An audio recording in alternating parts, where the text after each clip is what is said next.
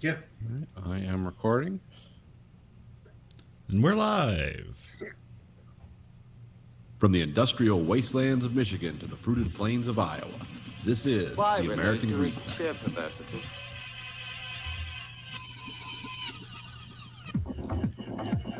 You are the dead. Remain exactly where you are. Make no move until you are ordered. We burn them to ashes and then burn the ashes. It's our official motto. Now we can see you. Clasp your hands behind your heads. Stand out in the middle of the room. Stand back to back. Who can explain the fascination of fire? What draws us to it, whether we're young or old? Here comes a candle to light you to bed. Here comes a chopper to chop off your head. And welcome to the American Greed Factory podcast. This is Nathan. This is Scotland. Andrew. All right. Happy Thanksgiving, everyone. Yesterday. And happy our most holiest of holidays, Black Friday. Yeah. I wouldn't know. I haven't left the house in 4 days, but it was a good one. I only bought one thing today, so good me. So I got a subscription to Comedy Bang Bang World, which is their new thing. Okay. What's that all about? Well, do you know what Comedy Bang Bang is?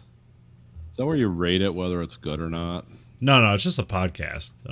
Okay. It became a television show, and it became its own network where it was called Earwolf.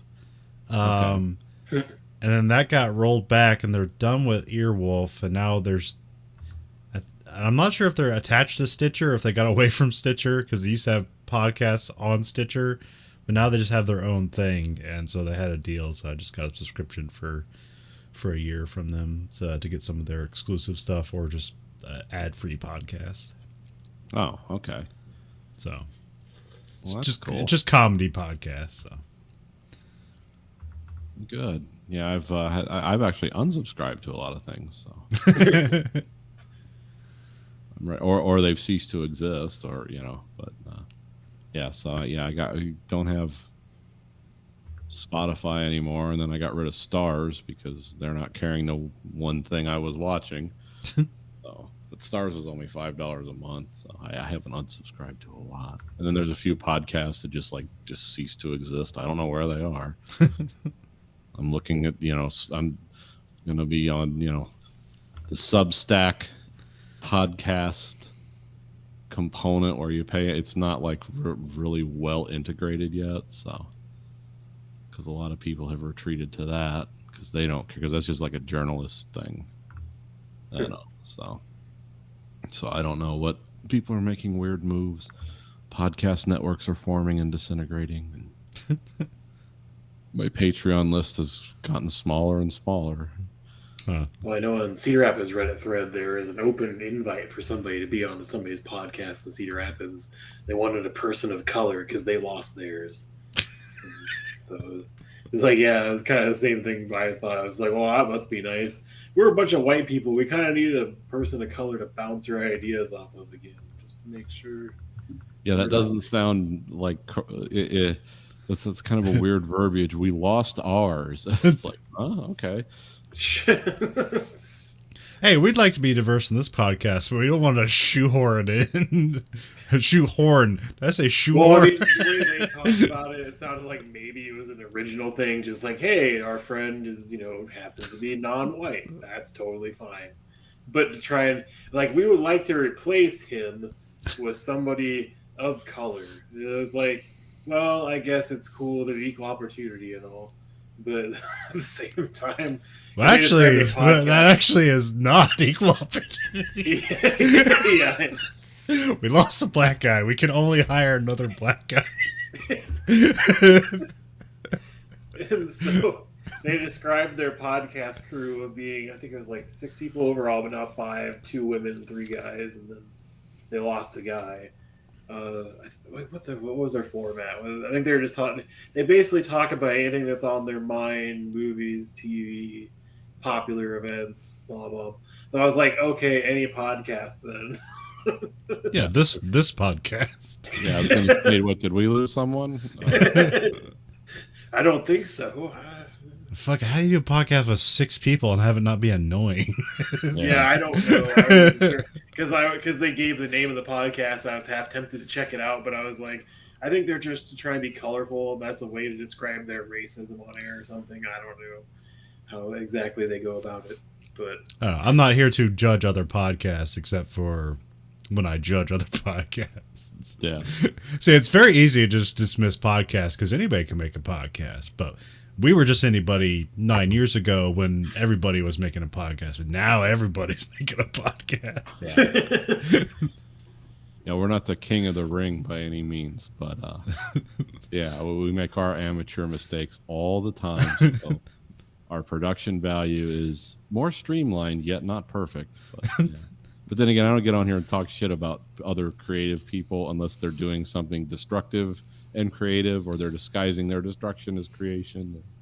So yeah, I don't care what you do, but yeah, that's yeah, podcasts with like more than 5 people. I mean, we talk over each other all the time, and I can't imagine like 5 people trying to make a point.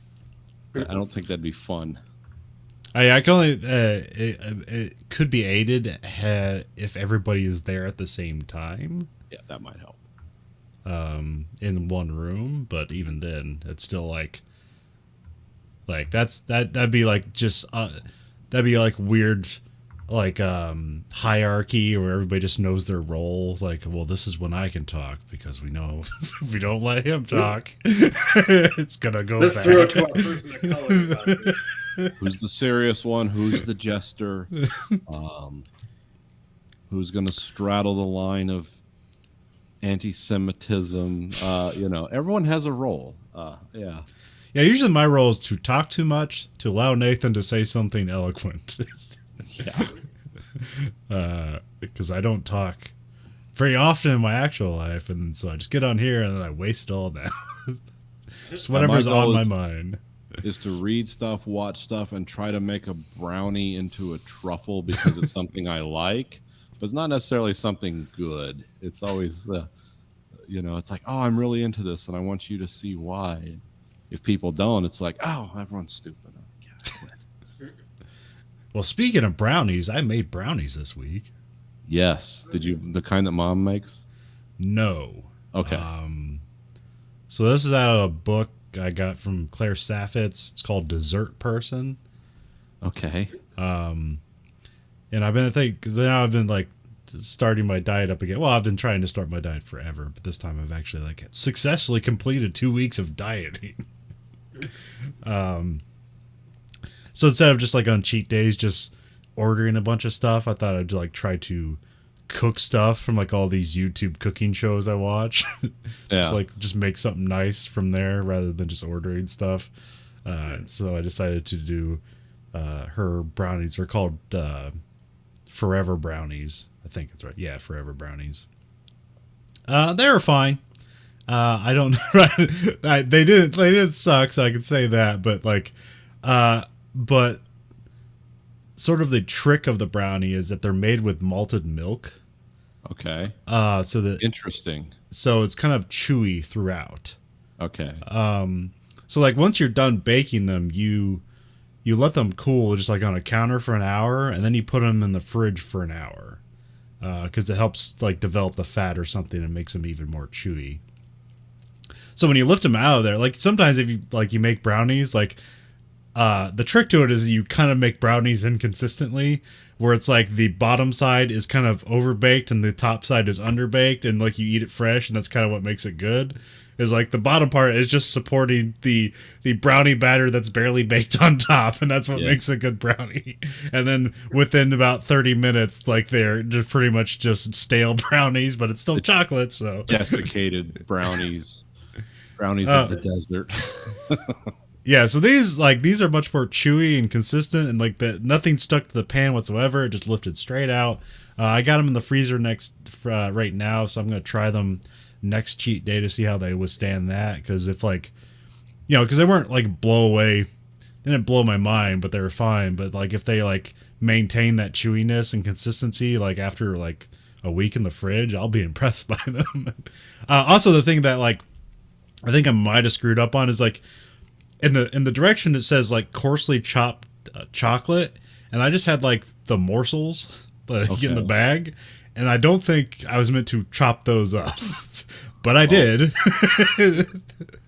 Because like you start when you start with it, you have cocoa powder and you have the cocoa chips. So it called for 60%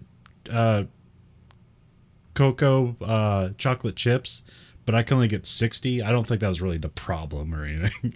Yeah. Like so I like chop those up, and like those ones you melt, but then like when you go through the whole process, and what you do last is then you add milk chocolate chips in, and those ones I also chop, but I don't think I should have, because you kind of fold it in and then it gets baked, and then what happens when you chew through the brownie is that like throughout the brownie there's just like a spattering of just like milk chocolate goodness inside the brownies, like just a chunk Inside of milk the chocolate. bitter high Yeah. cacao chocolate. Okay. Yeah. Cocoa or however they say. Yeah. Okay. Yeah. I get what you're saying.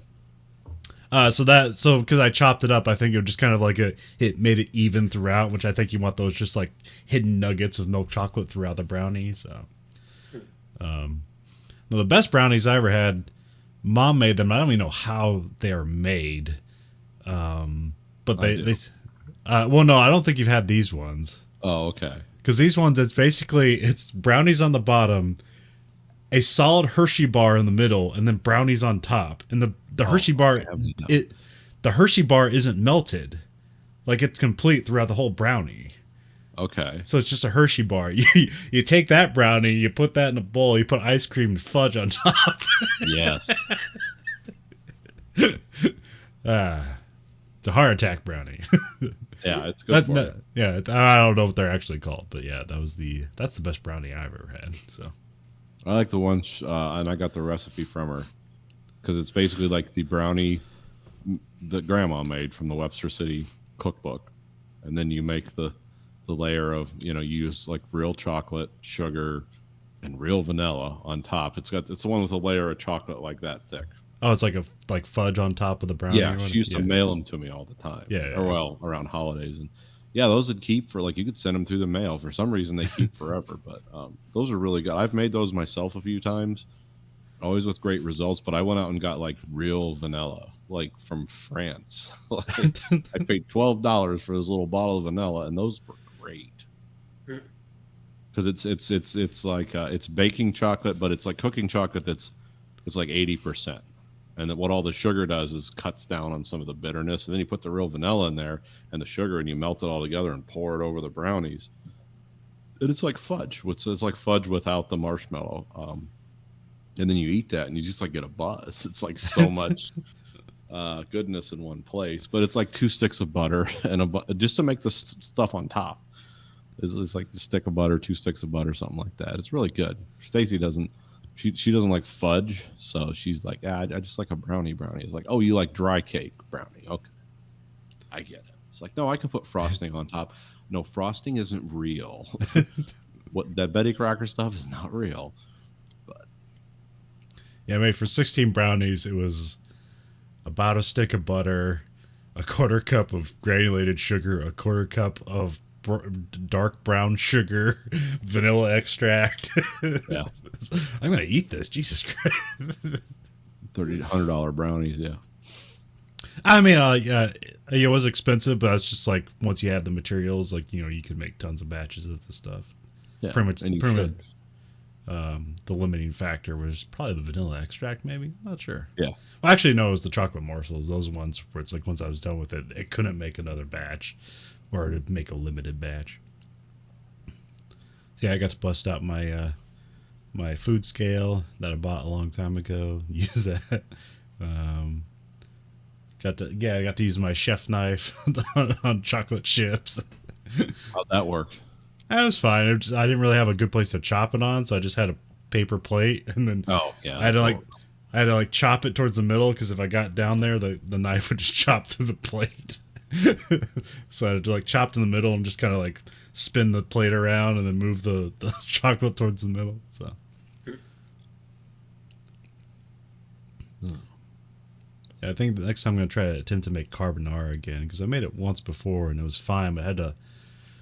I ended up getting Parmesan Romano cheese rather than just straight the the block of Parmesan cheese, and like Mhm. it tasted like kind of like wine. Oh, And okay. I'm not sure if the cheese was the problem or if I just screwed something up cooking it, but I want to try that again. Because just noodles and bacon fat is awesome. Yeah. Oh, yeah. It'll reaffirm your faith in humanity. Like, thank God somebody invented this.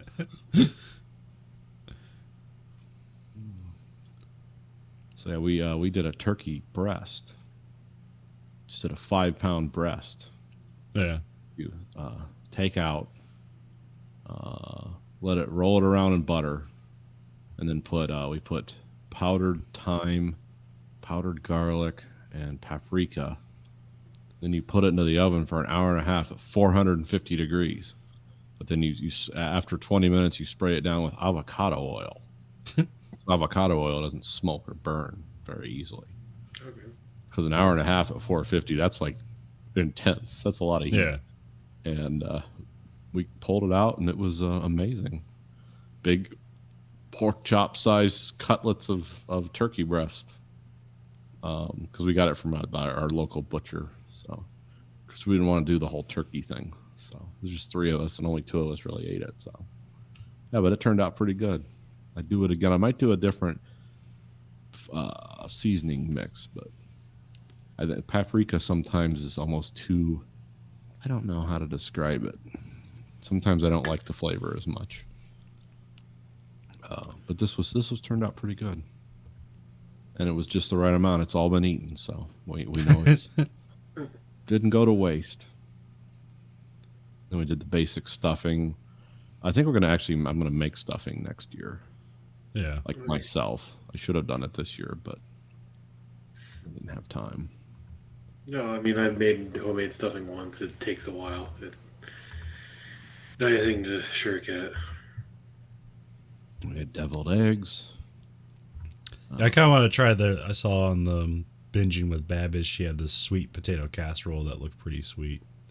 Yeah. Or it's basically just like, because like we have the kind of candy yams with marshmallows melted on top usually, and those are good. But this like looked like it was basically like pureed yams with like with like a marshmallow topping. It just looked pretty good. Actually sounds good, yeah. You want to know what I made for Thanksgiving this year? Yes. All right, a bourbon meatloaf with a bourbon barbecue sauce. Do And tell. green chilies in it. So there's a lot of stuff that I basically spent like $100 on making this because bourbon and then the Guinness and all the crap I didn't have anymore because it's either all expired or it's fresh stuff like celery, carrots, and onions, stuff like that. So it basically requires like an onion and a half. It requires like 2 pounds of meat, and then bacon and Guinness and bourbon and like a whole giant thing of ketchup and steak sauce, soy sauce, Worcestershire sauce, brown sugar, green chilies. What am I forgetting? Oh yeah, eggs, breadcrumbs, olive oil, bacon grease, butter. A lot of beef bouillon cube. Yeah, that was the last thing. So it was a lot of things that go into it, and made garlic mashed potatoes, garlic parmesan mashed potatoes with it. Nice. My mother-in-law brought some sunflower crunch salad and some pumpkin pie. So the sauce, the red sauce, as I like to call it, is spread on everything. The potatoes, the meatloaf, everything is very spicy and tangy and sweet, and has a nice smoky flavor from the bourbon. Because you finish it off with like 3 shots of bourbon poured onto it and cooked for a little bit. So I immediately said you finish it with 3 shots of bourbon. I just imagine you cooking it and just drinking 3 shots. I mean, I could. I left. I mean, I bought like a nice like Jim Beam reserve bottle for this Thanksgiving. I wanted to see if the reserve part would show itself, and it did. Okay. So I don't really like bourbon though by itself, or at least trying it with other things. I haven't liked it so far. Maybe I'm doing it wrong. Supposedly you can make a Manhattan with it. I've kind of been thinking about doing that tomorrow, but see if I can get my money's worth out of the bourbon. I forgot to go to the store today to do that because I was doing other things. Because I was Gonna have rum and coke right now. It's probably good not to go to a store today. So, well, I went to two. I went to my hobby shop and participated in their Black Friday, and went to GameStop just for shits and giggles. As I haven't been to a GameStop for like 5 years. So Still open, huh? yeah. Yeah, it's a meme stock. So, oh yeah, that's true. I didn't go there for the meme stock. I came for just the atmosphere of GameStop. No, I will not subscribe. No, I don't want to be a power user. It's definitely a different experience than when I last went there on a regular basis. As far as like, it's not just video games and nothing else anymore. It's half video games, half apparel, half toys, half. There's like one person working the register, and there's like 30 people in line. It was a fun time. Not that I bought anything, so thankfully I wasn't there for like 2 hours trying to buy one thing, because I like looked to see if you're like the Star Wars stuff, because you mentioned like GameStop has their exclusive stuff and other people have exclusive stuff. So I was like, oh, I wonder if Conley doesn't have one of these, and nope, it was exactly the same one I think you got from them, because it was like a snow heavy trooper or whatever. Yeah. So it's like, nope, that's totally not a different one. So couldn't surprise you with another Star Wars figure, son of a bitch. I can surprise you guys. We're ready to be amazed. I did almost buy the MODOK figurine though, because that was pretty cool for $60. Oh, is that just the figurine in general? Or is that from the show? No, that's not from the show. It's just the figurine in general. It's just the Marvel series. We got IG-11 from The Mandalorian. Oh, cool. That looks cool. I think Bandai makes a kit of him too. Yeah, probably. I looked at some of those Bandai kits last time I was on, and goddamn, those look cool, but they're fucking too expensive for my taste. Really? Because mine were like $20. Oh, I guess I was looking at the $200 ones. Oh, I don't. $200. Yeah, like all the figures are priced pretty well. Like all the spaceships are pretty expensive because also you got to like ship it from Japan. But it must have been like an out of print one or something, because it was like a stormtrooper that was like $200. Huh. Well, there are also bigger ones. I get the 1/12 scale because that ends up being about 6 inches, which that's what these Black Series ones are. This is K2SO. This is from Rogue One. The security droids for the Empire. I actually almost bought him because I watched Rogue One the other week, and I was like, I need some K2SO stuff. And also from Rogue One, we got the Shore Trooper. Oh, okay. Yeah, I was wondering about that. He's on shore leave from being a shore trooper. That's it. I mean, I know that obviously the tan armor blends in better with the sand, but is there something else about the shore trooper that makes it fit for fighting on the beach? No, he's just got stuff. Looks like lighter armor, probably for better running or operating things, maybe. I thought he kind of looked like one of those speeder scout guys with just a darker armor. Yeah, kind of in between, because he's not armed to the teeth, so he looks to be lighter. He just has like the one blaster pistol. Oh, okay. But what I learned from that movie is you want to be one of the backpack guys. Just have the power cable run into the gun. You just fire it full auto. Seems pretty effective.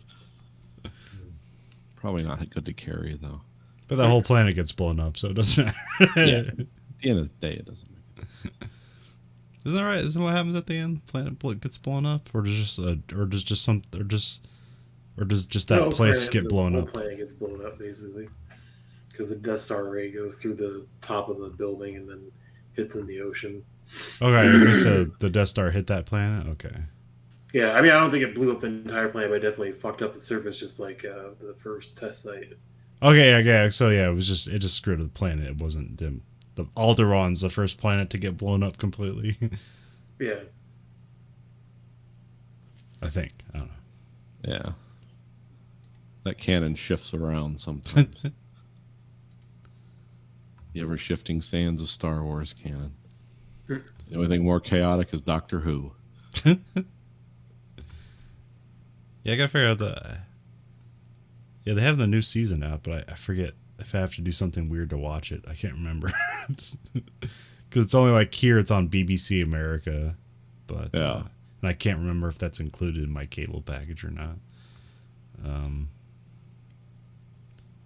We have an F1 update. All right. We had the Qatar GP. Okay, yeah, I watched that one. Oh, you did? Okay, it was a nice little race. I thought because so it's interesting about the track is it so recently Qatar signed a contract with F1 to do a 10-year contract from 2023 till 2033. They're gonna race there, but they're not gonna race on this track. So this was a fill-in because like a bunch of other tracks had to drop off this year for COVID stuff, and so this ended up filling in. And so this track is generally meant for MotoGP, like it's a bike track. Oh, okay. So it's not really meant for F1 cars. I mean, it's FI certified, so it's fine, and you can race. But I was surprised how much overtaking actually happened on it because it seemed to be kind of a thin track. But I guess there's not a lot of slow speed corners on the track, so it ended up being like, oh yeah, you could pass. But it was mostly in just like one spot, but you could pass. And also it's called like the Sail like Automotive Club or something like that. So I think this track is more like a golf course than it is like a race event place. Like this is what guys just pay a membership and drive their cool cars around on the weekend. Yeah, you drive your Cobra replicas around the track at 150 or something. Yeah. But yeah, I was surprised how much passing there was made on here. Let's see, what are the controversies? Yeah, we had qualifying, where Lewis Hamilton took the top spot, and then like almost immediately after he crossed the line and took the top spot in Q3, Pierre Gasly hits a curb, and the curbs are very violent this weekend, and they're really fucking up the cars. And like left front tire. Yeah, in and again and again. And like it ripped off his front wing, and then he had to like pull off to the side near the start finish straight, and then a marshal was throwing a yellow flag, and eventually a double yellow flag, and so like you're supposed to slow down like when you get that, but there's some stuff where like the you have the guys waving the flags, and then you have like these lights that will light up to tell you like what, hey, there's a flag, and there's also a thing on their monitor on their wheel that will say like if there's a yellow flag. So apparently there's some miscommunication going on there, and so it's just the guy waving the flag. So Bottas and Max Verstappen both improved their times, even though they were supposed to slow down, and they absolutely didn't. Oh, okay. So then Bottas, because he slowed down at the end of the track, he got a 3-place grid penalty. Also, he's getting waved a single flag at the time, but then Max Verstappen, when he came through, was double yellow, which is basically means like, hey, prepare to stop. Yeah. He, of course, accelerates. And so he gets a 5-place grid penalty. And then Christian Horner, who's the team principal for Red Bull, was like calling the guy like a rogue marshal. It's like, no, there was a car out in the track. You fucking idiot. I think he got fined or something, but they called him in and said like, yeah, you can't be like going on network television and bashing our stewards or marshals, because like all those people are volunteer. Oh, are they? Oh, yeah, okay. Yeah. That always seems super weird to me. It's like, how big is this thing? And you can't pay people to do this shit. Well, it just comes down to the old argument. Why pay them if they're going to do it for free? Yeah. I mean, I guess like in some ways, like, volunteering is like, hey, I get the best seat on the track. And there's only a light possibility I could be killed. Yeah. Diminishing chance. Yeah. Then there was some controversy over the Mercedes rear wing, where I think Red Bull... Didn't we have this last week? Yeah, but I think Red Bull is suspecting that... So there's like the kind of the bottom plane of the wing, the part that doesn't flap open when they hit the DRS button. So I think Red Bull suspecting that like that back part is like bending down somewhat while it's closed, and somehow allowing them to dump drag while they're on the straights without the DRS.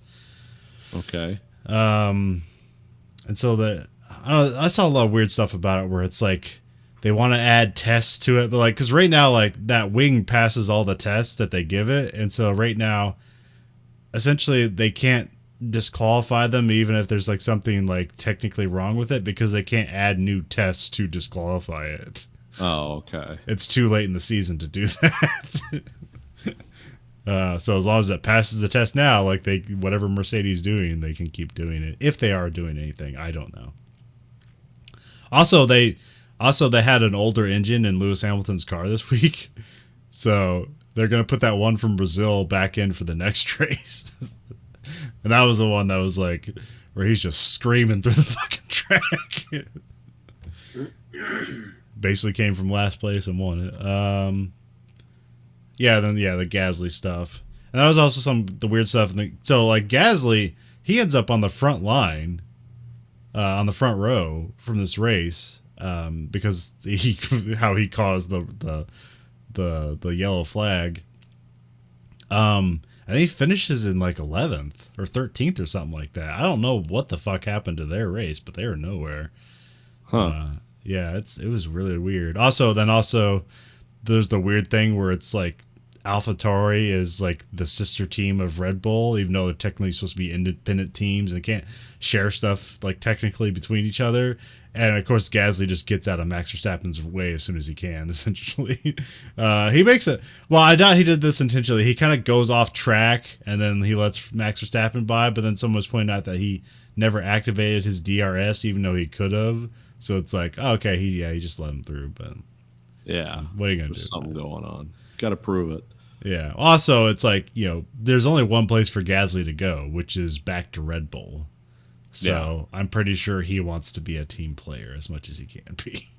Yeah. No sense being a cock. Yeah. Because I remember, like, before I knew like how this stuff worked, I thought like, that'd be nice when Lewis Hamilton retires that Gasly could take his spot. And it's like, oh, that's probably never going to happen.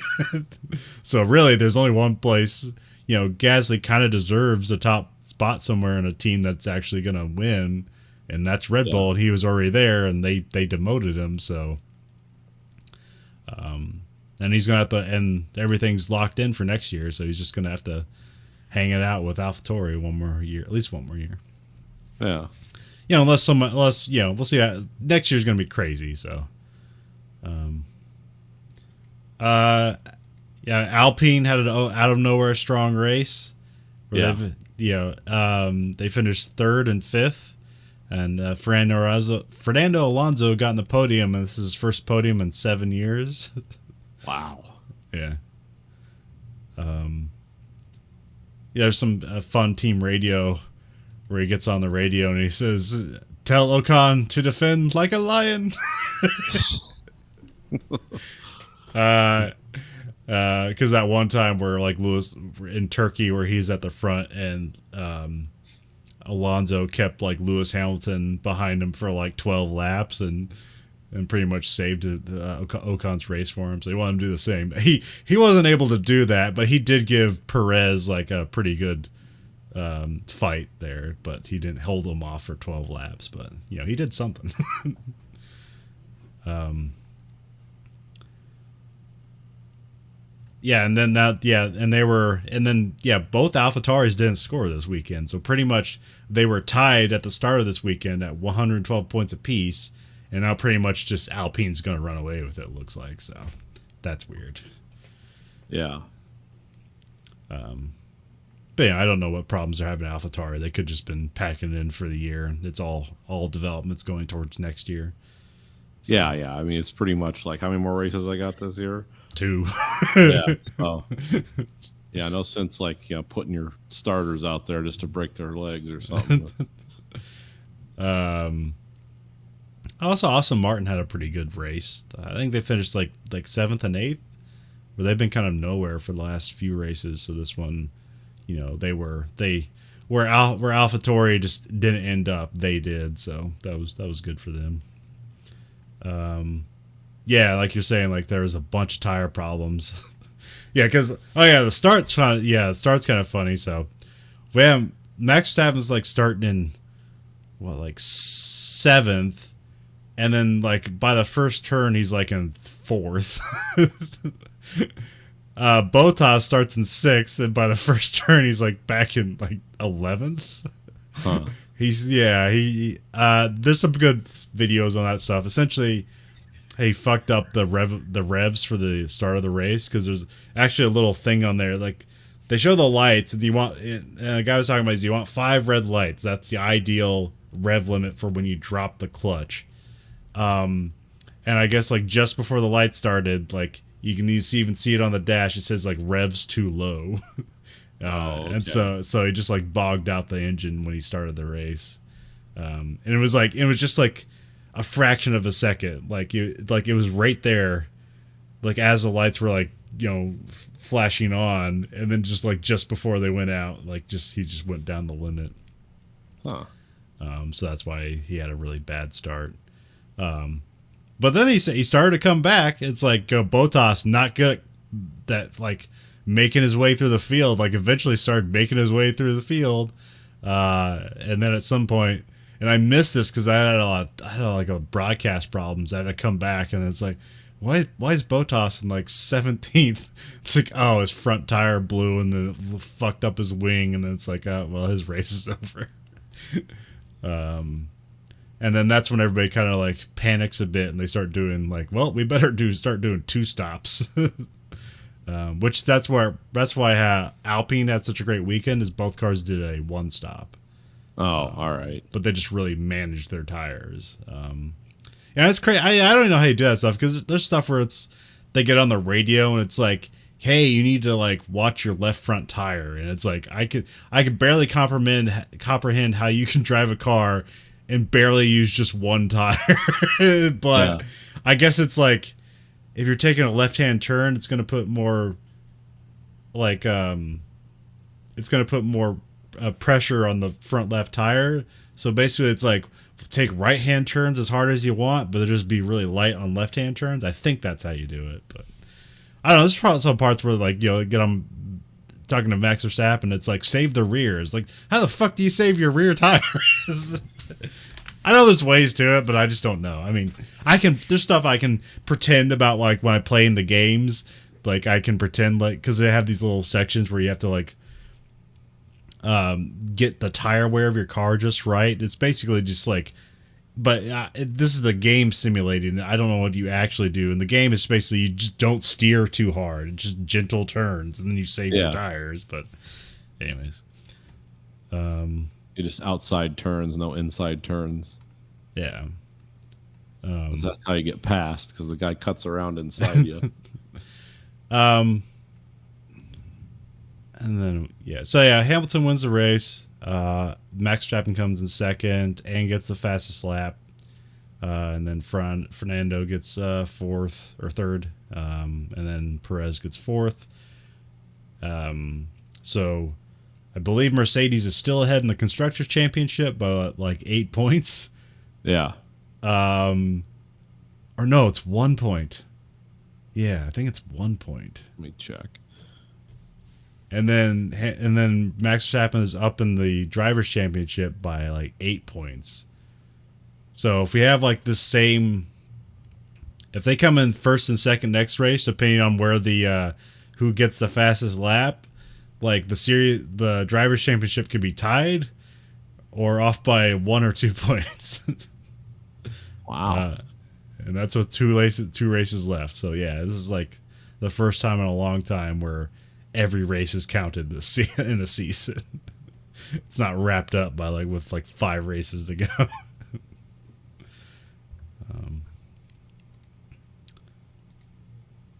But then the McLaren had a bad race too. But that was just more bad luck than their abilities. Because Norris was in 4th and he just had a puncture towards the end of the race, during the virtual safety car when it came out. And both the Williams, their front left tires just blew up 1 lap of each other. Wow. Yeah, that's what caused the safety cars. Like Latifi's tire blew up, and then they got the safety car, which pretty much saved Alonso for that third position. Ferrari's takes a pretty commanding lead in the third place. Like, there's pretty much no way they can get back from that unless they just reverse the fortunes, where like Ferrari doesn't score the next few races and McLaren scores, but I doubt that's going to happen. Yeah. It's looking like Mercedes has, was it 546.5 constructors points? Yeah. And Red Bull has 541.5. Oh, okay, so it's like 5. Okay. Yeah.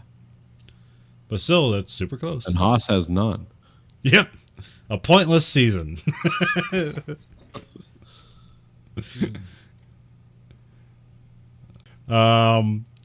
I Is assume this the track where they're like pouring the concrete off the back of a pickup? Like the track looks really rough.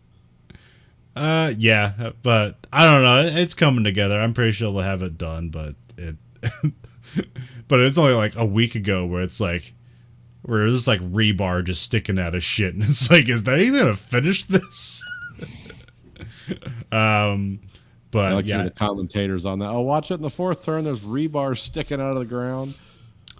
yeah. I don't know. So the way some people are talking about this looks like it's going to be like crazy because it's a super fast track, because that's what they want to have, like, because it's technically a street track, so it's like built on the streets of Jeddah, and they want it to be the fastest track, so there's just really long straights, or there's just like gentle curves throughout, and it's kind of and so it's a street track, so they just have like a lot of walls with lighting on it and stuff, and it's like it's pretty narrow in a lot of places, and it's like, this doesn't look like it's going to be safe at all. Somebody's going into a wall. Yeah. Because like they're making this faster than Baku, which has a really crazy long straight. But we'll see. But it's be interesting, because also what's interesting the Qatar race is that this is the first time an F1 car has ever driven on the track, so nobody had any data to work from. So, you know, it's kind of neat in that way, or like nobody has an advantage. Although I was wondering, because I know the Alpine team principal, he comes from MotoGP and they race on that track, and I wondered if he had any kind of like secret knowledge about the track to help them, but I think it's just because they did one stop. But Oh, okay. anyways, so that's the F1 update. Yeah, that's definitely a long, skinny track.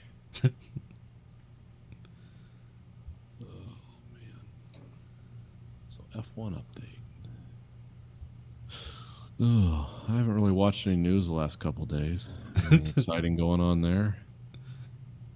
I mean, nothing good. Yeah, just the usual shit. Well, I know there's a new coral reef growth that they're charting. Oh, yeah, I guess there's that. That was like positive news I heard. Otherwise, we're on track to exceed the expectation of society collapsing before 2040. So, Oh, well, good. yeah. I know what to expect. Well, I mean, that's based on MIT study from like 1970s, but Oh, And there was something earlier in the week where Wired was talking about how we live in a utopia now if it wouldn't be, unless these things happen. It was like, oh, Russia is ruled by oligarchs and criminals. Oh, okay. China and the U.S. are in a Cold War or a warm war. And like the wages don't keep up with inflation and housing costs, and blah, blah, blah. Just, you know, all these things that have actually come to pass. Yeah, it's like like- in a technological and environmental utopia right now. yeah, it's like it's like this list of things that will prevent like real, like you said, it's preventing things from becoming a utopia. It was like in 1998 that they wrote this list, and basically everything became true except for the idea of the pandemic, but in their ideal for the pandemic, something like 100 million people would die. So we didn't get that, but not yet. no. So I can't remember what the total death toll is. It's something like, I think it's like 20 million or something. I can't remember, but Yeah, it's not light. But you ask anybody on the street that's conservative, and nobody's died from it. So no. there's varying figures. No, it's just that's just all just a flu. So I mean, ask my coworkers; they know the real stands. Yeah. They know how many people have really died from this, and it's nobody they know, so they're not. The doctors are over-reporting politically. They got that. Globally- Sorry. The same ahead. guy that tells me sex and marriage is only for procreation also also says that COVID isn't real. Who do I trust? Yeah. 5,200,000 Okay, so I overshot that. globally. Well, I mean, yeah, but there's countries like China and shit that aren't reporting anything. It's like, according to them, they're what coronavirus? What are you talking about? It's like, Yeah. okay, yeah, we got you. Well, they did find Yeah, a few heavily mutated strain in Belgium today, so Yeah. it's looking up. Oh, another new strain just in time for Christmas. Yeah. Yeah. Well, I mean, we're supposed to be doing our fifth wave right now in the United States. they just said new strain. They didn't say like whether it's like deadlier or more infectious or anything. It's just new strain. Yeah, they just said more mutated. Yeah, they didn't really specify what was different about it, I guess. Sorry. But that's just But no, headlines, so it's, Yeah. A new budget from a major media conglomerate came out for people to live frugally, because they're trying to show that some people can make it on today's wages, and the budget breakdown was for a 25-year-old making $100,000 a year, which seems suspect already. Because then again, hey, maybe a 25-year-old, a lot of 25-year-olds do make $100,000 a year. I don't even make half that, but we'll pretend that's the thing. So the pie chart, there's three things wrong with it. One, the cell phone bill was like $18, and the internet was $20, and they had a house cleaner for $30 a month, which seemed stupid. And then also, there's no heat or utilities on there really, and fucking there's $615 a month in donations they make. And they also live with 5 different roommates and pay a rent of $825 a month. That sounds like a great life. Yep. I mean, you think for $100,000, like if you're making $100,000, you could probably afford your own place, right? yeah. I think so. But you're renting with 5 other people, and you still can't afford certain things. Yeah. And I'm wondering, like, what's the $600 donation? Is that just some weird tax dodge or something? Yeah, I don't know. They've every time they've come out with one of these things where it's like a pie chart or a bar graph showing like, oh, here's the income on minimum wage or $10 an hour or whatever, and you could live off this, and then they forget things like food or a car or just stuff that people actually need to get around or live. And it's just like, yeah, because when you just start magically knocking things off the budget that make no sense, or making it mysteriously low, like who gets a fucking cell phone for like $18 a month? I mean, track phone's not even that cheap anymore. I mean, it's like fucking like, man, utilities isn't even fucking really accurate, because that's really expensive shit too. And like they have dining out at $250, and it's like, so you'll spend $250 a month on dining out, but not on utilities or a cell phone or whatever.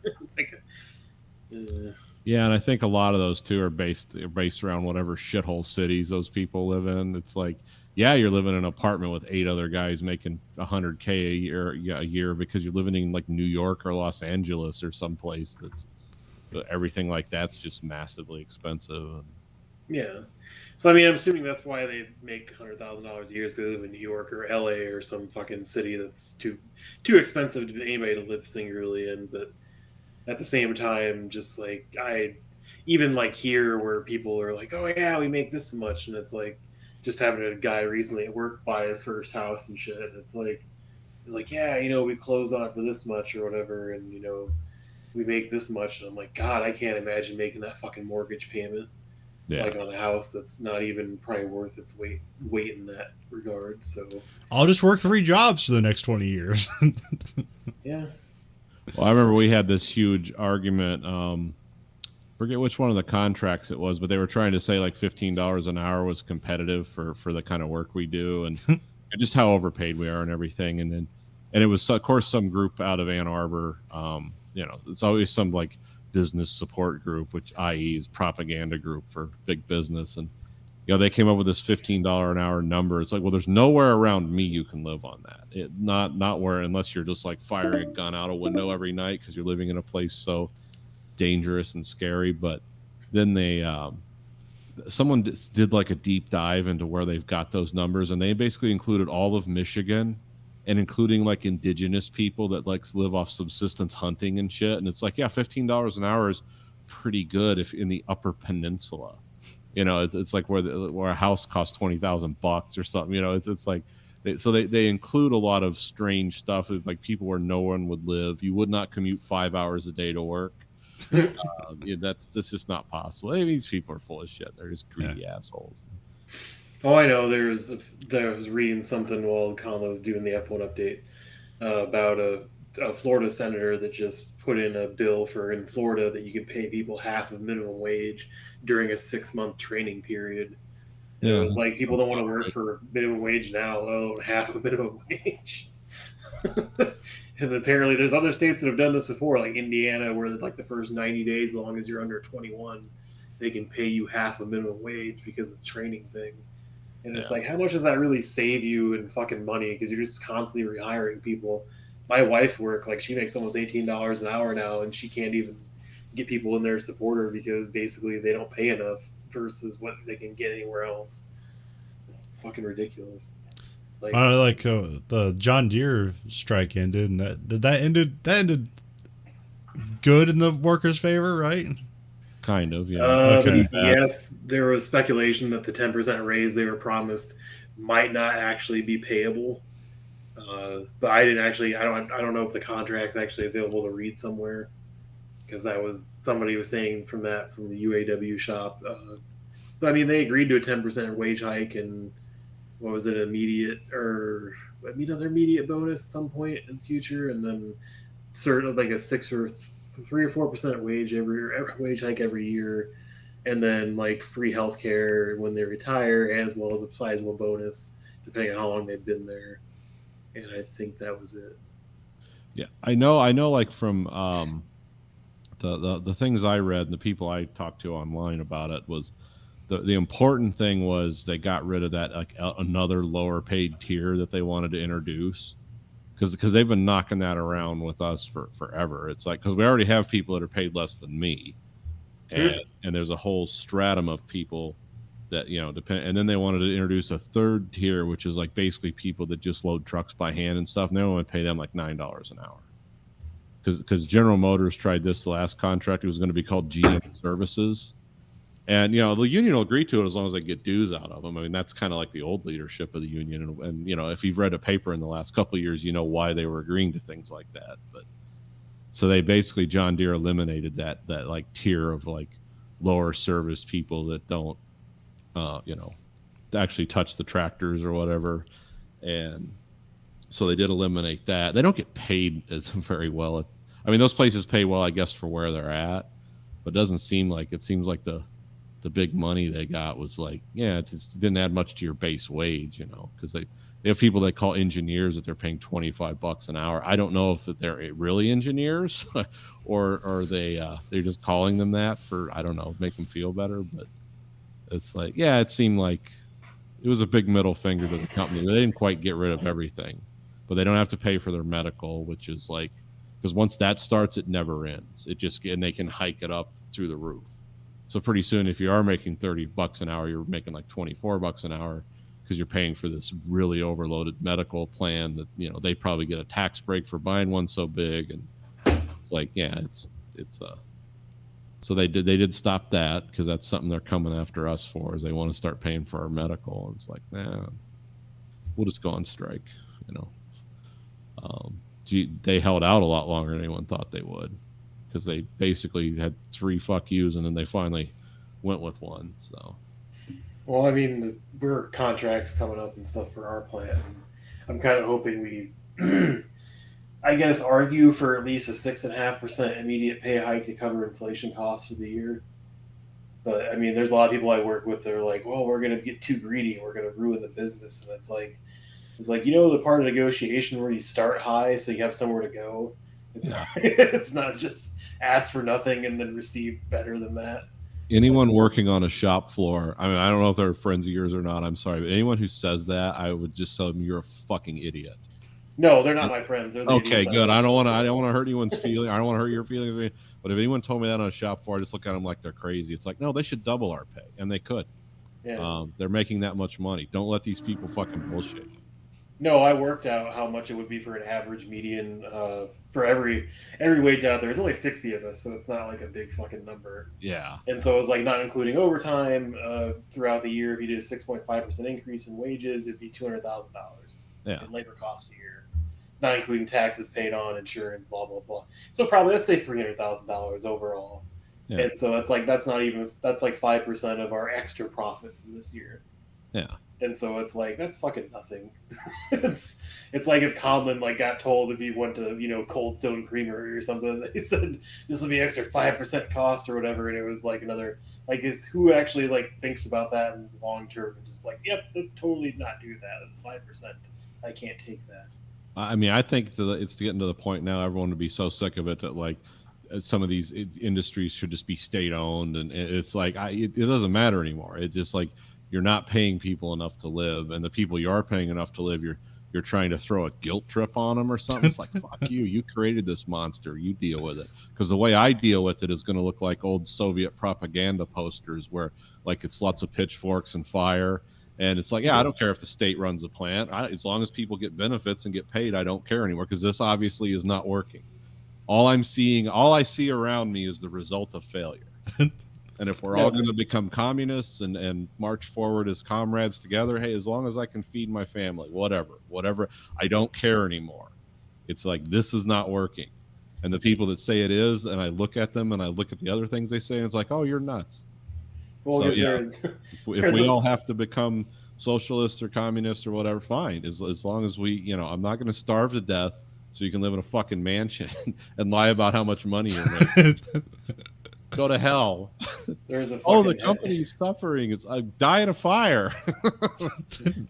Well, there was a fucking headline from a couple of years ago where they talked about like, oh, we could replace like 8 million jobs today with automation if we just did it or whatever. And then the top comment was like, well, then who would buy the product? And it's like, you can't just fucking have an economy where you supply stuff and then have no consumer base. Oh yeah, do it. I had a superintendent at work tell me once, it's like, you guys keep this up, it's all going to go to China. It's like, good, ship it to China. Go right ahead.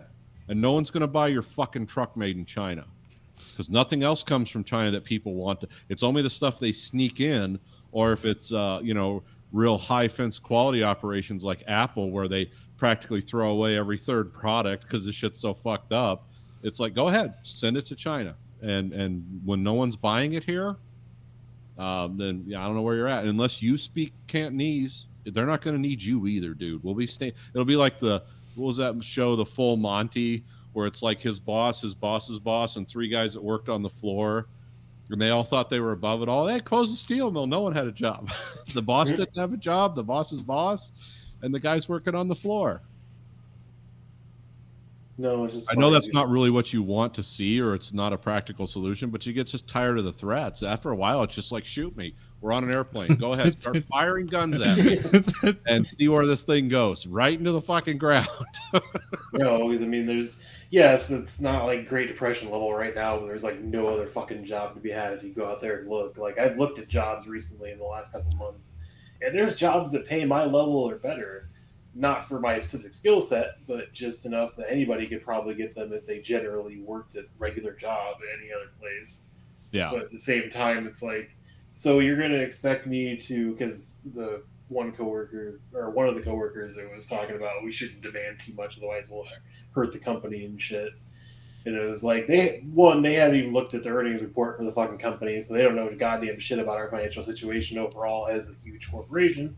So it's hard for them to fucking have any determination about what we can or can't afford. But at the same time, I don't fucking get people that always are like, oh, companies, like you said, they have to be protected. We got to fucking make sure they have all the money. We got to make sure they're going to do right by us. And it's like, they've always proven time and time again, they will fuck us over for anything. It doesn't matter what it is. Hold that thought. We're about to be cut off. We'll come right back.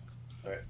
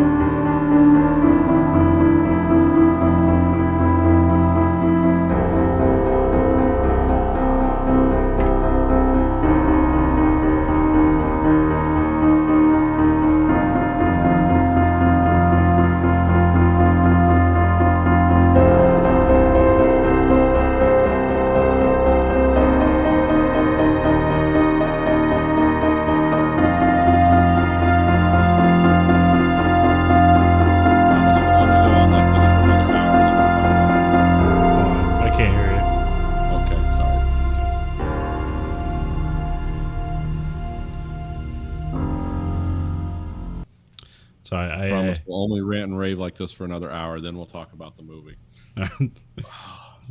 I'm not anticipating us having a lot to say about the movie, but we'll see. I actually thought it was cool, but I thought it was cool. It's like why I watch Lawrence of Arabia like once a year. It's like this is just a trip down memory lane. Yeah, it's memories I never had, but I can see why people would be nostalgic for. Well, yeah. I wouldn't necessarily say it's like a great movie, but it's an interesting curiosity. But yeah, and I have a whole spiel about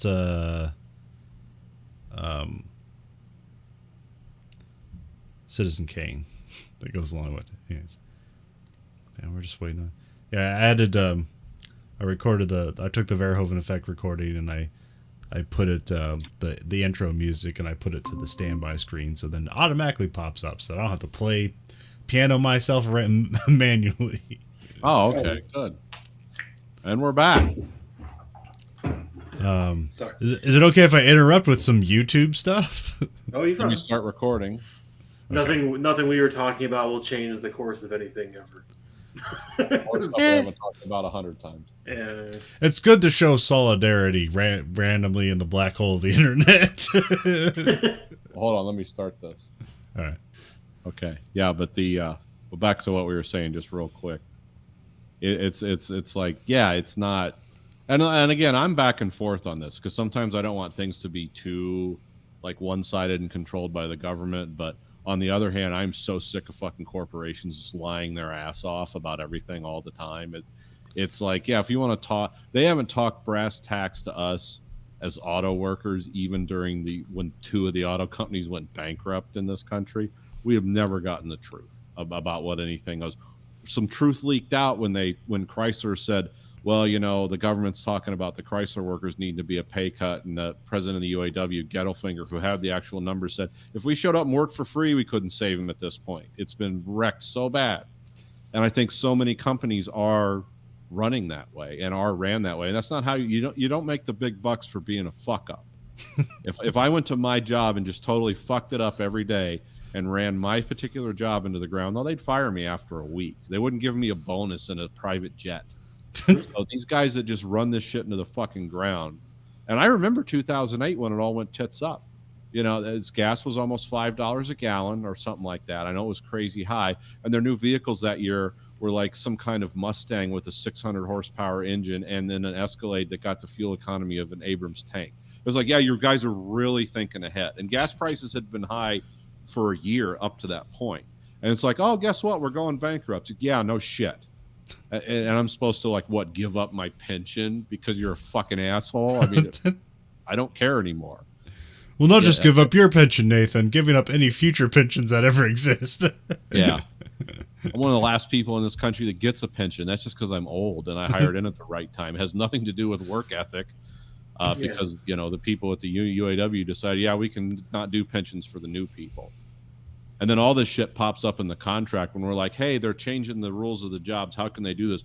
Oh, they can do that. It's in the contract. It's like, oh, you mean the latest contract that was negotiated by people, a large number of whom are in prison now or will have some kind of house arrest tether on them the rest of their natural lives? Those corrupt assholes, we're still going by that contract? Hey, it's what we got. It's like, well, we can unanimously vote to vacate it. How about that?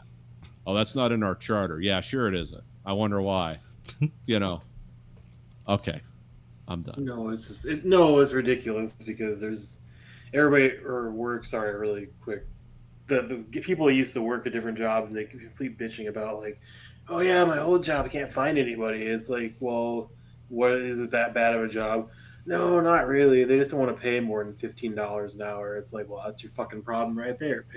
Pay like $25 an hour, no labor shortage at all. Doesn't matter what the fucking job is, somebody will take it for $25 an hour. It's not fucking rocket science. Increase benefit and pay, and you get more workers. It's not.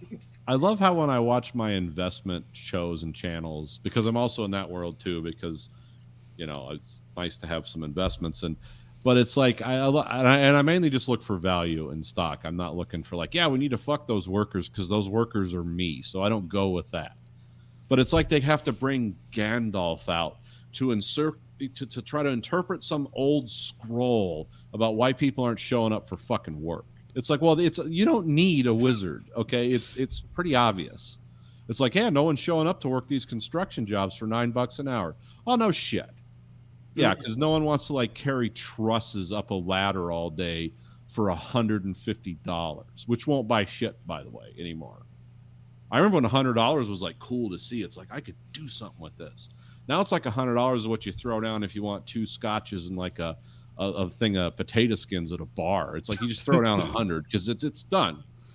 Because you got to tip people because they're working for nothing. So if you don't want your food all fucked up and you want to pour a double for you, which they're not supposed to do, that's like $100 now. I didn't imagine I would ever live in that time where dollars become like yen. Pretty soon you're going to go into a store. It's like, how much is that? It's $11,000. Okay, let me count this out because that's like that's what money's becoming for reasons. I mean, just this year my grocery bill went from $180 a week to $240. Yeah. So, I mean, that's buying the same stuff or less, actually. So, yay. Yeah. Capitalism's working, Codman. It's working. So you had some YouTube stuff you want to talk about. Yeah, there's one on here I've been doing talk about forever, isn't it? But do you guys know the Charismatic Voice YouTube channel? No, never heard of that one. So she's like speaking in tongues. No, she's like a vocalist, like for singing or something. Okay. And then she like reviews like basically songs and like talks about like the techniques they're using for singing and stuff like that. Yeah, but the ones I love the most is that she covers like heavy metal music, and it's really fun to watch her cover it because she comes off as a very pleasant, innocent person. She fucking looks like a Disney princess, like just come to life. Yeah. And then like, it's like, oh, she's gonna cover Pantera, and then she just has this pleasant voice. It's like, and then she's talking about, but it's fun to see, like, because usually heavy metal music is very easily dismissed as being not artistic and just a bunch of noise and violence and satanic stuff, and then she's sitting there, it's like, you don't know how good he is. Yeah.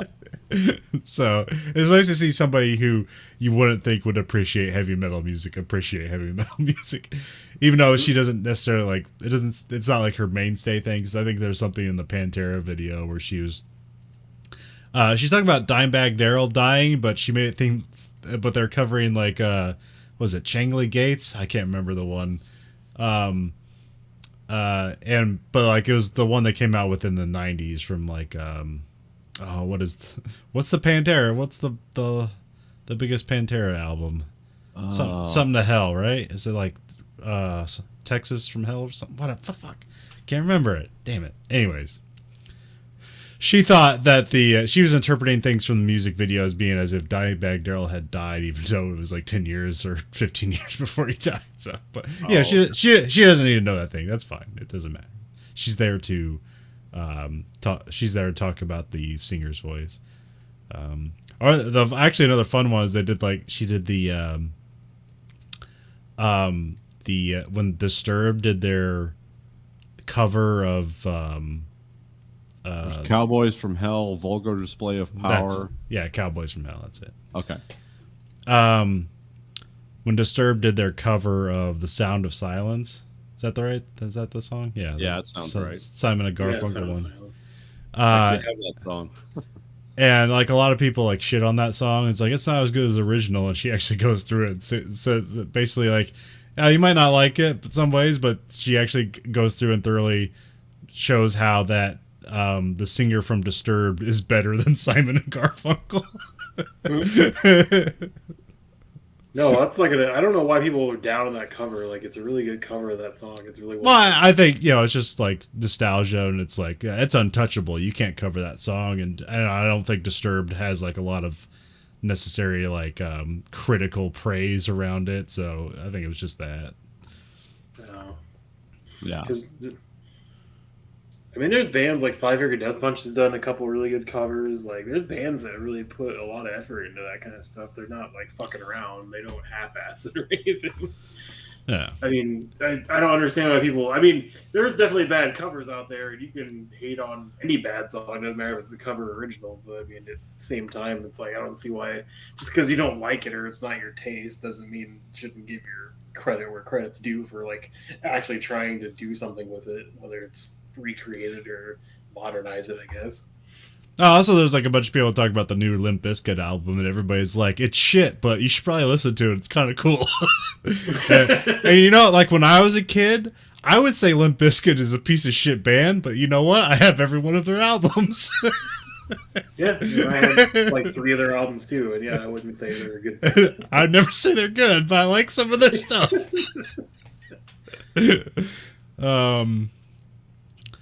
And then the other one, I'd say like kind of not this like compliment. It's different, but it's also another pleasant woman who's basically a Disney princess. Is English with Lucy. Okay. She's a British person who like basically her channel is about helping people learn a second language. But she has one where like she'll have a it's like the difference between British English, Australian English, and American English, and that stuff's pretty fun just to see like the differences between stuff. And I learned about the flap T, Okay. which is something Americans do when there is a word with like T's in the middle of the word. We tend to say more of a D rather than a sharp T, and it's called a flap T. So like the word little. Like, we don't say little, we say little. So okay, yeah. Don't we? And so it's kind of fun to hear the differences in that. It's like, oh, yeah. And there's one that run through, like, all the different British accents, and it's like, oh, okay. Well, is she the one who did all the accents from, like, London up to the north of England? Probably. Yeah, I think I've seen that one. Her accent is called the RP accent, which I didn't like. What's that mean? Like, so the letters R and then P, which it stands for received pronunciation. Yeah, yep. That's British English. Yeah, but they go through like all the different stuff where it's like Essex English and Cockney accent and all that kind of stuff. They touch on that stuff, so it's kind of fun. And then like I heard. And then there's some video I saw today where like it was a soccer sign off, and this guy was trying to do an American accent. And now I know like what every British person feels like when an American person just like whips out a British accent, where it's like he was like trying to sound like he was from New York and Texas at the same time. And it was embarrassing. It's like now I know what all British people feel like. Yeah. There's like what 6 or 7 different distinctive English American accents. Yeah, probably. Yeah, because I've heard that like there's. Well, yeah, like I mean, we have the southern accent, but like the Texas accent is different from just like your general southern accent, but also like Mississippi and Georgia are different accents too. But like we generally say it's southern, but we usually also identify as Texas of its own thing. California has its own accent, but it's more like just surfer dude stuff, man. Then you have New York accents, shit like that, and then you have like your Midwest accent. But also like a Chicago accent is different from a Midwest accent. There's kind of like Minnesota and Chicago are like the delineations. And then like sometimes like we have a Midwest accent, but sometimes what do they call it? It's like American. It's like traditional American accent or something like that. It's like how newscasters speak is kind of like how we speak essentially. Which that's that's spread even worse because like I know with car navigations and systems and Siri and stuff. They just use a Midwestern accent because that's where most of that stuff comes from. So it's recorded like that. So everyone thinks that's just your standard American accent. Yeah. It's like, oh no, you go down south of here, you can't understand people, or they're putting different, or they're adding like the thing in like the middle of Pennsylvania where they slur words together. Like that's its own weird thing. Like when that guy was like, "Jeet yet?" It's like what? That's did you eat yet? But he just said jeet yet. They just talk like that. And then when I was at the Atlanta plant, it's like, oh yeah, the vehicle drop off is over by the pint department. It's like, excuse me, the pint department where they pint the cars. It's like, oh, paint. Okay, right. I don't know what the fuck you're saying because I'm thinking like he's talking about moonshine or something that comes in pint jars. Yeah, go to the quart and gallon department. Yeah. Well, I saw a video where this guy is I think he was Chinese, and he was teaching English to somebody, and he's like reading the sentence, and like when he talks, he sounds like, you know, he's like an American who's condescending. It's like, I don't know what you're talking about, and then the student tries to say it, and she's kind of like, I don't know what you are talking about, and like kind of slow like that, but like over pronouncing things. And then he's like going for those like, okay, you see all those T's, you say D instead. And you see that stuff, just forget about it. Don't say the last part of that sentence. And at the end of it, she's like, I don't know what you're talking about. And she's like, oh my god. It's a miracle. But yeah, what's interesting about these channels, there's a tons of it, because like she has guests on, and like they have their own channels. There's like English with Vanessa and stuff like that, or one's just like English, and that's with the Australian lady. And so it's like people learning English, if they want to have a different dialect they want to learn, they can learn a specific dialect. Oh, okay. Well, I know there's a lot of Asian people, like they are Harry Potter fans, and so they want to sound like Hermione, so they learn that specific British accent. Wow. So you're not only learning another language, you're learning it in a very specific accent. Yes. That's next level. Yeah. Well, like there's a woman I knew from a podcast. I know her personally. She was on a podcast. She's from Thailand. She sounds like she's from California because she learned to speak English from Melrose Place. Okay. And you have no idea she's like originally from Thailand. That's fun. Well, I like there was a video I watched on YouTube, or a couple of them was done by a German guy who was explaining in English all the lyrics of Rammstein and how you can tell all those guys are from East Germany because the way they speak German. And then he would just break out into German, and then it would come across the screen, and he would be like, but he's saying this in English, like, you know, all this and this and this pronunciation and that, you know, that concept, like that's not from like West Germany. That's, you can tell.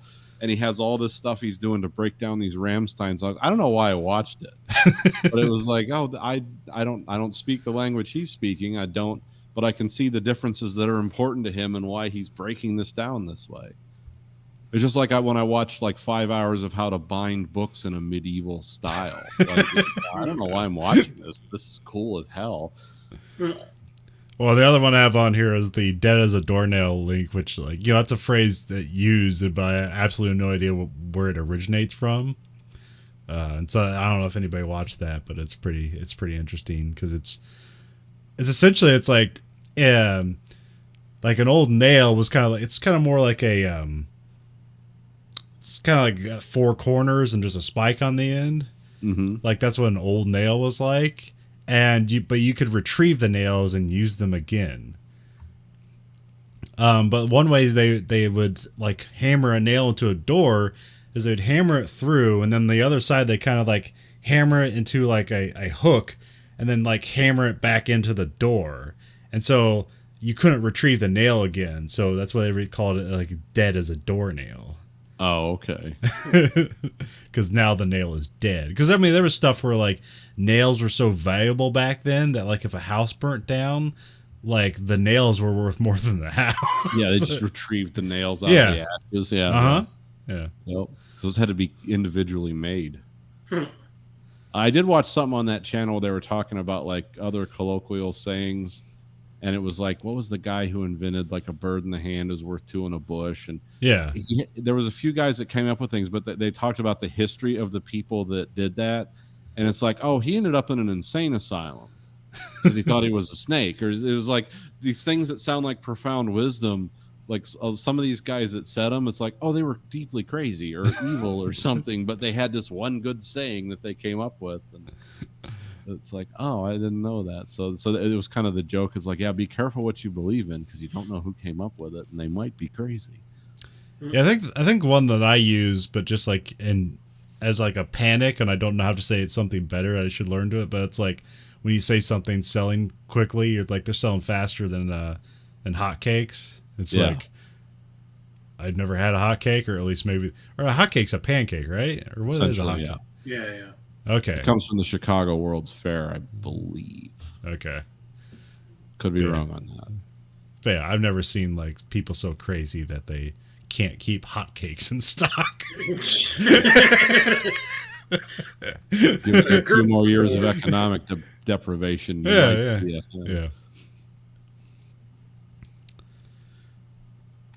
You know, in some parts of Russia, you know, before World War II, it's like, it's going faster than a rotting hog carcass. Something that would be very specific.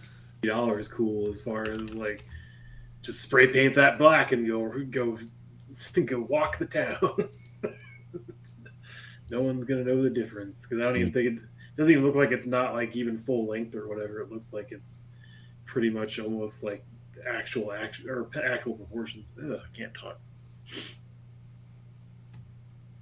Yeah, I've seen gun accessories like the I don't even know if they make it anymore, but it's their training accessories like the Bullite, where it was like it's a shell. You rack it in the 45 or whatever like you normally would, and then when you hit the trigger, firing pin slaps the back of it and it shows a bright laser beam where it would be going. Yep. It's like a training aid or what. I don't know if they make those anymore. But Yeah, they do. it's like, yeah, what are we doing? How many hours a day are we doing this? It seems a little I mean, I guess if you don't want to go shoot up a bunch of bullets. Well, I mean, it trains you in at least holding a firearm accurately in the trigger pull. Yeah. It doesn't train you with the actual sound of the bullet going off and the gas pressures. Like you'll still have to train for that part of it. But I just hold them sideways like I learned, you know. sideways makes them die. That's all I know. Just put a big freezer bag next to it so it captures all the shells as you're shooting.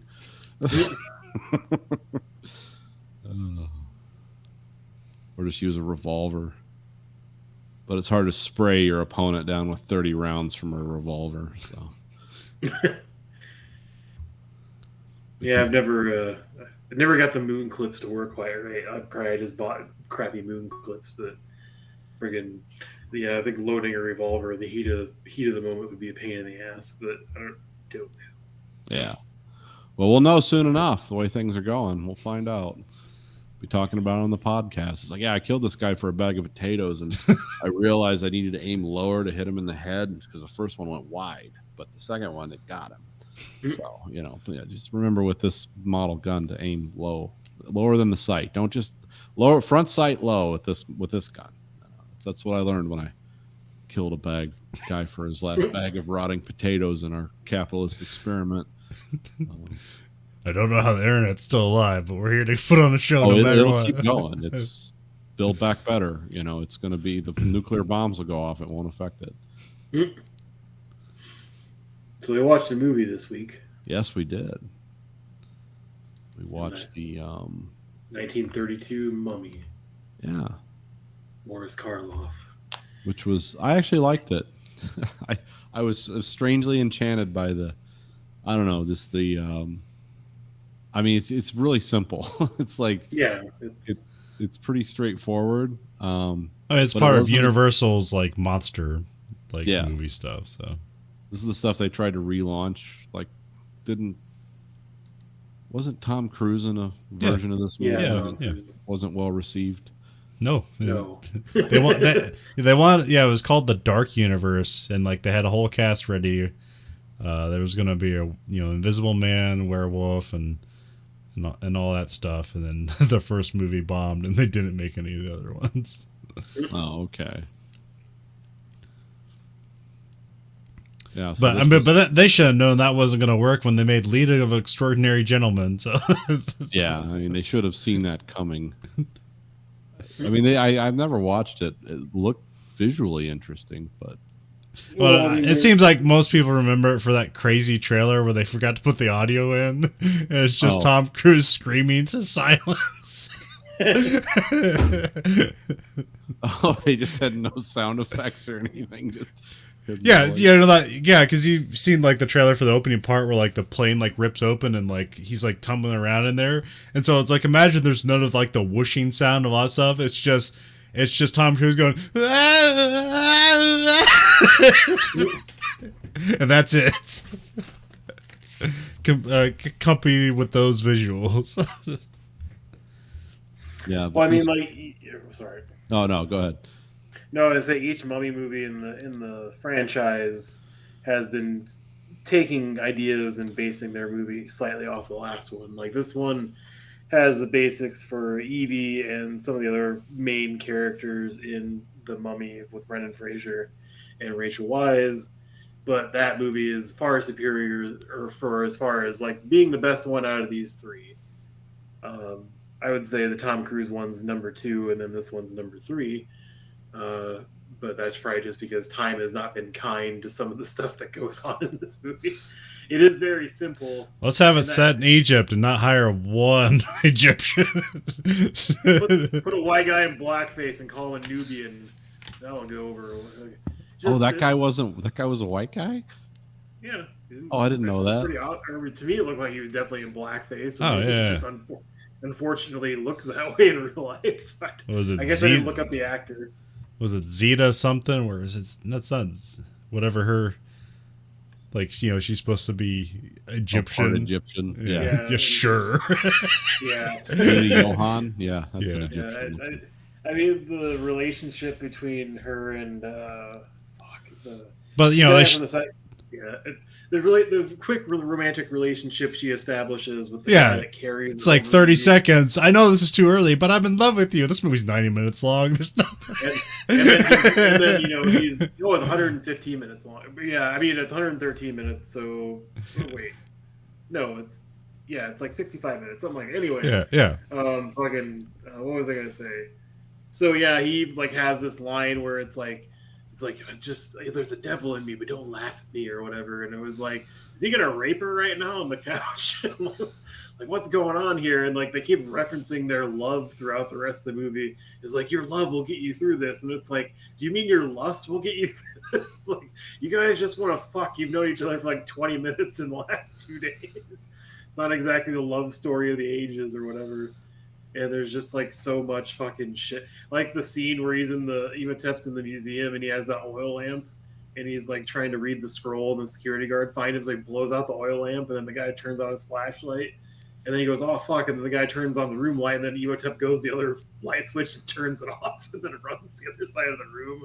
And it was like, what are you fucking doing? It's like a weird, like amateur crime caper. Or like Imhotep kills people as he just looks at a TV and then they just kind of clutch their chest. Yeah. I mean, it's menacing for the time. I did like the glow effect they did in his eyes. It looked like they put like a light source further off so they couldn't identify his iris. They just made it do that. Like, god damn it. He was actually the best part of the movie. Everybody else couldn't act for shit.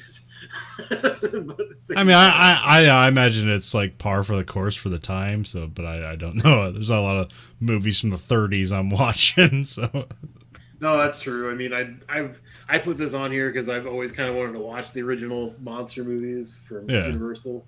Because I mean, there's a reason. I picked, you're not going to be here next week, but I picked a similar movie. I picked Cape Fear, but the 1962 version, because the only version I know is the Martin Scorsese one from the 90s. Okay. So it's a similar thing here. Like the only Mummy movie I know is the 1999 one. I don't know this one. So. I mean, there's plenty of good. I mean, it has like a decent story. It's not bad or anything. It's just like her whole walking off, like kind of like dumbfounded, like during the dance or whatever, and nobody like really questions why she's just like walking off slack-jawed, not talking to anybody. And I'm just the whole time watching this movie, I just like Mystery Science Theater 3000 and just made rude comments. Where it was like the guy that was dancing with her was like, "God damn it! The 5th time this week, someone just walked off in the middle of me dancing with them. Just no words, just walked off. They're a zombie." Is it me? No, not possible. But I mean, it's just the movie was good enough to warrant me paying attention the entire time and being interested. Like I kind of like. Well, the way I describe it, at least to myself, is like I don't necessarily think this is a good movie, but it's a curiosity. It's like, what did people like back then? Yeah. This movie almost seemed to me like a play, kind of, like a filmed stage play. Like it was that different from anything I'm used to. Well, especially that stuff early on, it'd be a lot like that. So Yeah. Also, the guy who directed this, he was a cinematographer, mostly known for his cinematography. Like he did Metropolis. I don't know if you guys seen that movie. Yeah, I watched that. But also, I guess they hired Lucille Ball hired him to shoot like I Love Lucy, and he came up with the multicam live audience shooting of a comedy. Oh, like, okay. Because I read some trivia that said like before that it was one camera, and they performed it live for both the East Coast and the West Coast. So they'd like shoot the show like a theater play for the East Coast, and then wait 3 hours and shoot it again for the West Coast feed. Like it wasn't recorded; it was shot live.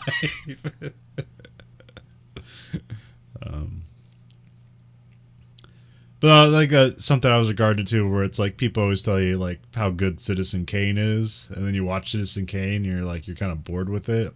But then you watch a documentary about Citizen Kane, it's like, oh wow, this is amazing. Yeah. And then you armed with that knowledge, you go back in and watch Citizen Kane, and you're still bored by it. I want to be smart. I want to be smart now. Well, because like you explaining like certain parts of Citizen Kane, like this was the first like moving shot and stuff like that, or this was the longest track shot and stuff like that was really interesting. But yes, I get what you're saying about Citizen Kane. It was definitely a boring fucking movie for most of the runtime. It was still interesting enough to hold my attention. It wasn't horribly written or anything. No, I mean, but once again, it's like a documentary. It's a movie where it's like the documentaries about it are more interesting than the actual movie. Yeah. So it's like what it means to other people is like I'm more excited by their passion than really any passion I have for this. Yeah. And this is a Boris Karloff movie, so it's Which he played Frankenstein, right? That's where his most famous role. So yeah, which is only a year after that. this movie. Yeah. In my research for this, I thought Boris Karloff was some guy from like continental Europe, and his name was Henry Pratt. He was from England. He just took that as a name, an acting name. I was talking to one of my friends about this movie today, and he was sharing interesting trivia for the first guy that played Dracula after Nosferatu. And then he was like, oh yeah, like his accent in the movie and stuff like that. Like that was the guy's real accent in real life. And, that's exactly where he came from. So he couldn't really get acting roles after the movie because nobody saw him as anything besides Dracula. So he basically killed his own career by starring in Dracula.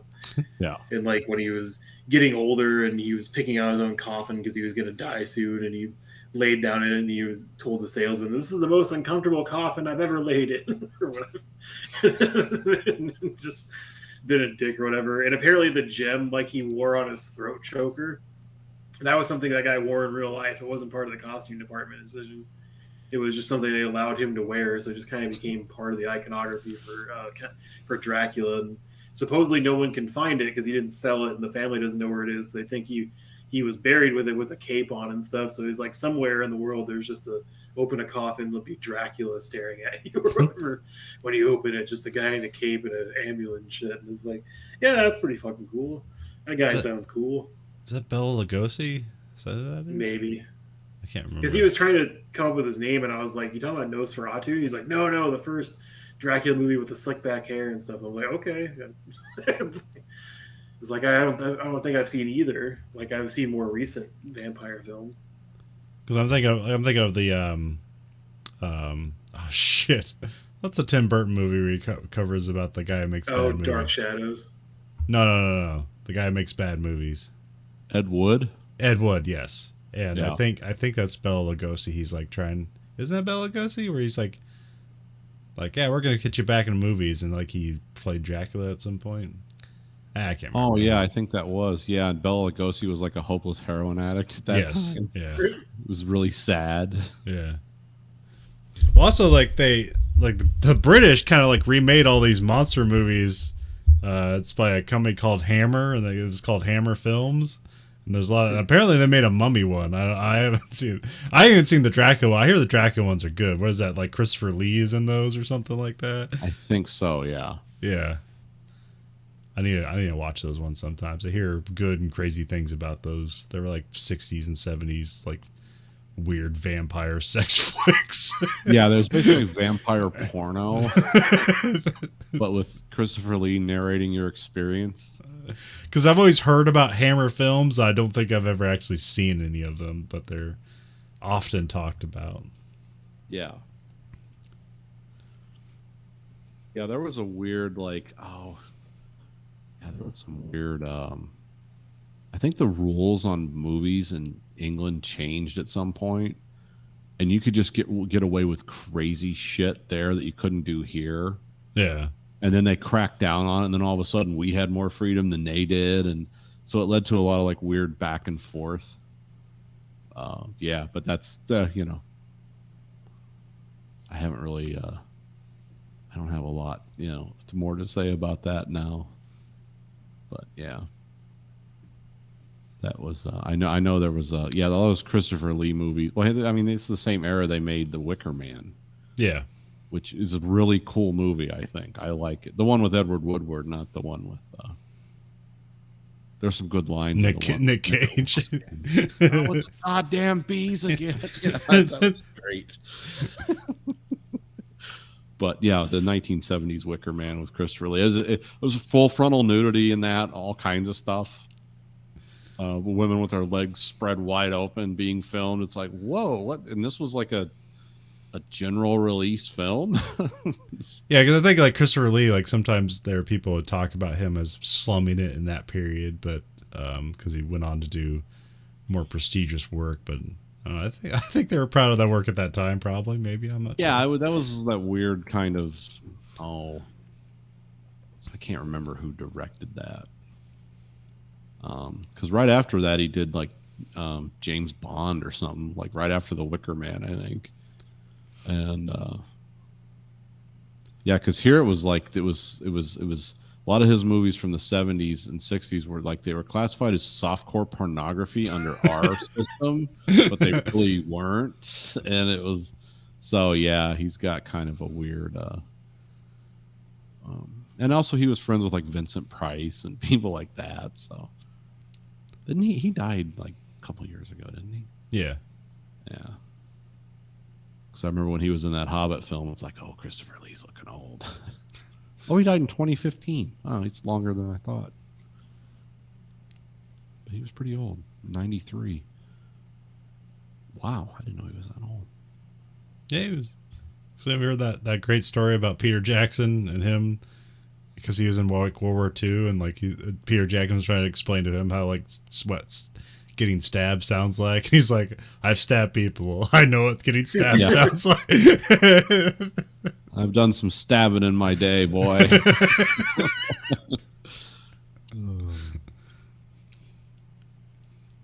Yep. So yeah, that's all kind of old horror films. The Mummy was definitely it was interesting. I watched it all the way through. Yeah, it's short. Yeah, it's pretty short and sweet. So yeah. I mean, I'm wondering if like this is like around the time that like you had double features, and so like you'd spend 2.5 hours at the movie theater. Because nowadays, when you say something like a double feature, it's like, Jesus, that's half a fucking day. I'm not going to a double feature. I'm gonna have to have dinner at some point between that. Yeah. Did anybody you actually go and see Grindhouse like as the whole experience? Yes, I did. Yeah, it was fucking crazy. I was drunk. I went in at midnight, walked out at 4 a.m. Yeah, sun's coming up. It's like, what did I just do? I mean, I like the movies, but as an experience, it was a little much. Like I said, I was drunk, so someone else was driving. It's just like, yeah, I'm here for that. I was drinking like a pint of booze in the theater. Like, here we go. And so were a lot of other people who are not connected to me for some reason. Like, there's a lot of drunk energy in here. So it was kind of fun. And I like the old Universal logo. That was fun. Yeah. You don't One see thing I that. liked about this movie, it was called The Mummy, and so I had kind of a conception of what movies like that were like, mainly from like Laurel and Hardy and the Three Stooges. It's like, oh, it's going to be like a guy wrapped in bandages. I used to get one scene of that, and that's it. And then it's Ardith Bay going around staring at everyone like Castillo in Miami Vice, just like, I need something from you, and he's just going to stare at you. But they shoot it in such a way like his eyes are in shadow, and it's like, oh, this is kind of cool. I mean, they worked with what they had, and they made it work. I don't think there was anything except the light effect around his eyes and the weird TV of death. Yeah. I don't think there was any other special effects in this other than the statues weirdly moving, which were obvious what they were. But so yeah, it was fun. I mean, it was a trip down memory lane. You wouldn't make a movie like this now, but it was fun to watch. Well, I'd say memory lane. We don't have memories of this. It's more like a trip down a different time. Yeah, time traveling. Yeah, that's it. I mean, it cost $196,000 to make this movie, and it was shot in 3 and 2.5 weeks. So, All in California. So. all in California. Oh, okay. That's why they could not standing in for Egypt. Yeah, that's why they could not find anybody but white people. Yeah. That one black the guy in closest California. thing this reminds me of is like, oh, this is what Indiana Jones type stuff is trying to recreate. Yeah, because I mean, usually that stuff's like the Republic serials, which I haven't seen those, but I've seen stuff people do side by side where it's like, here's this exact shot from a Republic serial, put exactly in Raiders of the Lost Ark, and this actual guy one of his other movies is like Raiders of the Dead, and I'm like, wonder if that has something to do with Raiders of the Lost Ark or not. Could be a coincidence, but you never know. You never know. But that was meant to be a love letter to those kind of films. Yes, yeah. It was not like, it was then like, hey, this is something we loved in our childhood. We think it's unappreciated, and we're going to make people appreciate it. It's like, this is what happens when we put millions of dollars behind a movie and creative minds, making a very entertaining, long-lasting movie. Yeah, smart people can do that. Yeah. All right, well, that's all I have for this week. So this week for the American Greed Factory, this is Nathan. This is Conlon. Yeah. Goodbye, America.